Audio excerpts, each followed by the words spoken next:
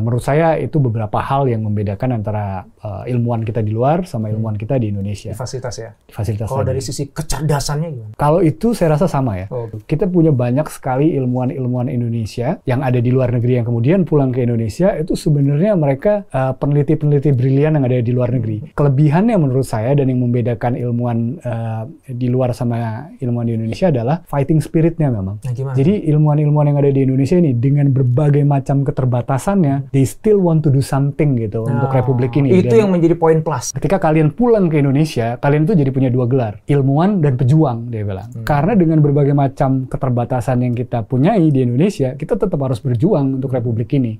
Kita punya kebutuhan untuk mengetahui asesmen lahan misalnya. Kemudian biasanya kita tuh sudah ada beberapa mitra atau rekanan yang biasa melakukan asesmen lahan tersebut. Nah tentu pada saat dia melakukan kita melakukan asesmen lahan tersebut, dia sudah punya standar price-nya tuh. Karena set of skill-nya berbeda, experience-nya juga sangat baik, dan lain-lain. Nah kemudian dari sisi itu, waktu itu saya coba tes. Apakah kira-kira kampus punya expertise yang sama untuk membantu memecahkan permasalahan tadi. Nah akhirnya kita dialog dengan beberapa kampus yang kita nilai memiliki background yang sesuai dengan yang kita butuhkan. Ternyata justru yang menarik dari hal yang kita lakukan itu adalah efisiensi cost-nya, Mas. Jadi cost yang kita bayarkan untuk mitra-mitra kita yang memiliki expertise tadi, ketika kita bekerja dengan kampus, itu efisiensinya bisa turun sampai 40-50%.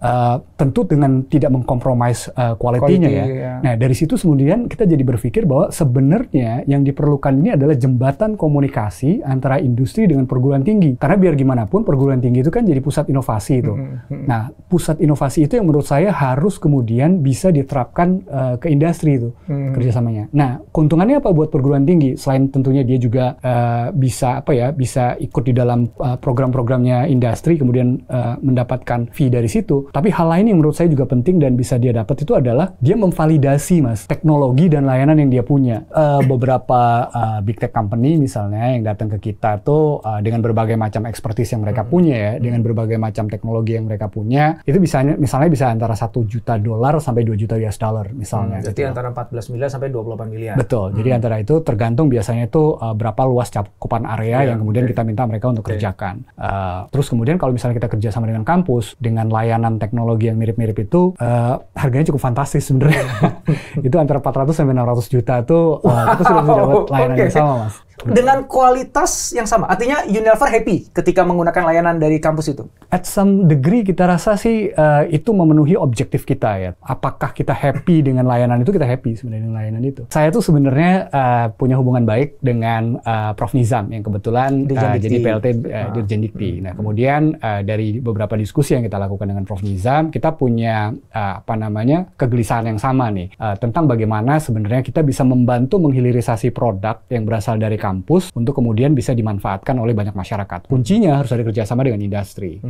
Nah, tentu sudah banyak teori-teori yang dibuat ya. Jadi kayak mengawinkan industri dan perguruan tinggi. Ini kan sejak tahun 1980 sebenarnya udah dilakukan kan. Orang udah bicara tentang mix and match dan lain-lain gitu kan tentang teori-teori seperti itu kan sudah ada. Cuman kita pengen memvalidasi sebenarnya di mana sih pain point dari permasalahan itu.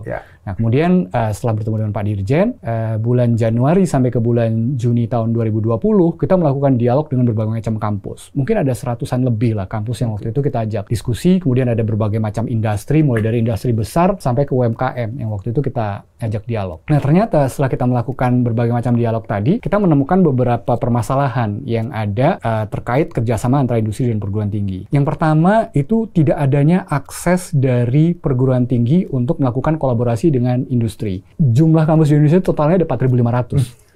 So bisa dibayangin dari total 4.500 kampus, dari berbagai macam dialog yang kita lakukan, ternyata kampus yang benar-benar memiliki akses kerjasama dengan industri is only 5%. The other 95% mereka bahkan tidak berpikiran untuk membangun kerjasama dengan industri. Problemnya adalah akses, sehingga ada tendensi kampus yang mendapatkan proyek kerjasama dari industri ya kampus yang itu aja. Sedangkan kampus yang lain dia nggak mungkin compete dengan itu karena nggak ada channel yang menghubungkan mereka untuk bisa mengakses kebutuhan-kebutuhan dari industri. Yang kedua yang juga kita temukan adalah tidak banyak perguruan industri yang tahu inovasi apa yang ada di kampus-kampus. Saya misalnya nih di Unilever, kalau misalnya saya punya proyek di Sumatera Utara misalnya, kemudian saya ditanya apa ya produk di Universitas Sumatera Utara yang bisa membantu permasalahan-permasalahan saya. saya nggak tahu saya harus mengakses kemana kan. Mungkin mereka punya expertise-nya, karena mereka kan universitas yang ada di wilayah tersebut, local university yang ada di situ. Tentu mereka lebih paham konteksnya, mereka lebih tahu solusi apa yang lebih dibutuhkan. Dan kita cukup surprise sebenarnya pada saat kita melakukan proses validasi itu, ada ratusan Mas di setiap kampus tuh yang punya produk-produk inovasi yang siap pakai dan siap dikerjasamakan. Dan yang ketiga ini masalah trust memang. Jadi di beberapa kampus itu masih punya mindset bahwa program atau produk layanan yang saya punya ini, it doesn't have to be commercialized. It's digunakan untuk serve the community gitu loh. Jadi kalau misalnya ada elemen bisnis di sana, ini kalau ditweak gini dikit, menodai idealisme gitu. Menodai idealisme. Dan itu ada, dan itu challenging banget untuk dirubah gitu. Trust yang belum terbangun gitu loh antara mereka. Nah, caranya gimana? Caranya memang harus dikonekkan mereka di dalam berbagai macam kesempatan untuk saling memahami kebutuhan masing-masing. Ada pengalaman menarik.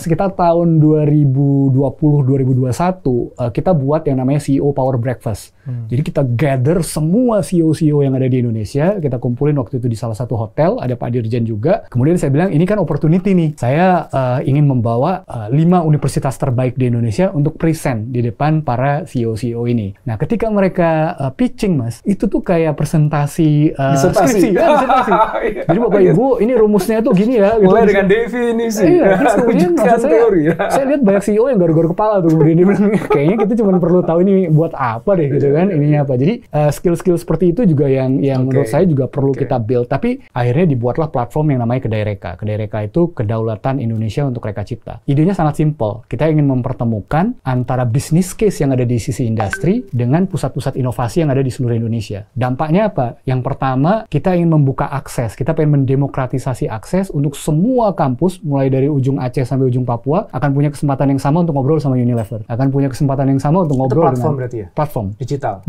Dengan big tech company dan lain-lain. Yang kedua, dengan adanya platform itu, kita melakukan efisiensi proses, Mas. Jadi lokal konteksnya dapat gitu loh. Gitu. Dan we can never imagine gitu, misalnya kayak kampus di Sulawesi Selatan, sekarang punya kerjasama dengan, saya boleh sebut misalnya ya, organisasinya, misalnya dengan CSIRO di Australia gitu. Commonwealth Scientific Industrial Research Organizations. Mereka membuat analisis platform muka bumi misalnya dengan teknologi satelit.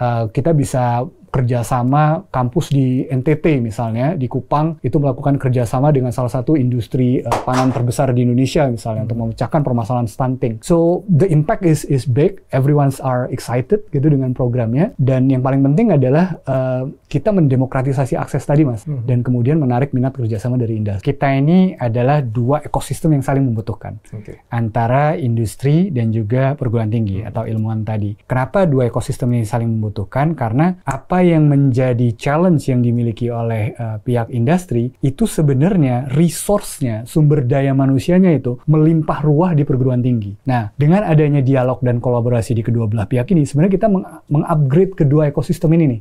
Para ilmuwan dan peneliti kita di luar negeri jadi punya kesempatan untuk memecahkan berbagai macam permasalahan yang ada di sisi industri. Di industri jadi punya banyak resource sebenarnya yang bisa membackup mereka untuk mengefisiensikan bisnis yang mereka punya. Jadi menurut saya kolaborasi dan kerjasama itu udah jadi mandatory gitu di Indonesia. Memang peran pemerintah memfasilitasi dan kemudian menginisiasi di awal ini jadi sangat penting. Tapi kemudian harapannya proses itu terjadi secara natural nantinya ke depan.